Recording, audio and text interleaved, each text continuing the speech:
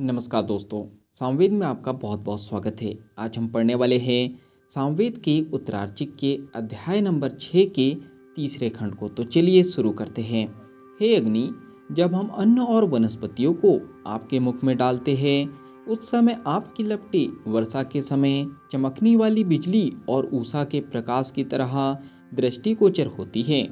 हे अग्नि, हवा से हिलने पर आप वनस्पतियों के पीछे जाकर उसे चारों ओर से आवृत कर यानी घेर लेते हैं।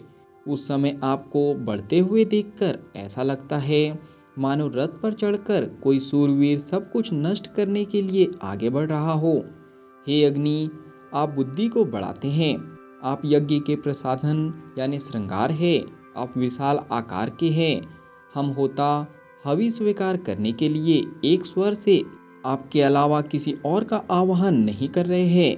हे सूर्य, हे वरुण, आप पर्याप्त साधनों वाले हैं। आप अपनी सुमति हमें प्राप्त कराने की कृपा कीजिए। हम आपके मित्र हो जाए। हे सूर्य, हे वरुण, आप दोनों देव अद्वेषी हैं। हम आपकी सम्यक रूप से उपासना करते हैं।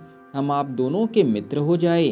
हे मित्र, हे वरुण, आप अपने रक्षा साधनों से हमारी रक्षा कीजिए। आपकी कृपा से हम अपने शरीर द्वारा शत्रुओं को नष्ट कर सके। हे इंद्र, आप ओज के साथ उठिए। आप अपनी थोड़ी को ऊपर उठाइए। आप युद्ध में स्फूर्ति दिखाने के लिए इस सोमरस को पीजिए। हे इंद्र, आप स्वर्गलोक और पृथ्वीलोक दोनों के लिए आनंददायी है। आप दस्युओं के प्रति प्रतिस्पर्धा रखते हैं। आप दस्युओं का नाश करते हैं। हे इंद्र, अमृत की बढ़ोतरी करने वाली नई कल्पनाओं से परिपूर्ण 8 पदों वाली स्तुति स्वीकार करने की कृपा कीजिए। हे इंद्र, हे अग्नि, हम यजमान आप दोनों देवताओं की उपासना करते हैं। आप दोनों सोमरस पीजिए। हे इंद्र, हे अग्नि, यजमान की आपके प्रति स्पृहा है। आप शीघ्र ही हवि पाने के लिए अपने गतिशील साधनों से हमारे पास पधारने की कृपा कीजिए और दान देने वालों की सहायता कीजिए। हे इंद्र, हे अग्नि, आप अपने उन गतिशील साधनों से मनुष्यों के पास पधारने की कृपा कीजिए।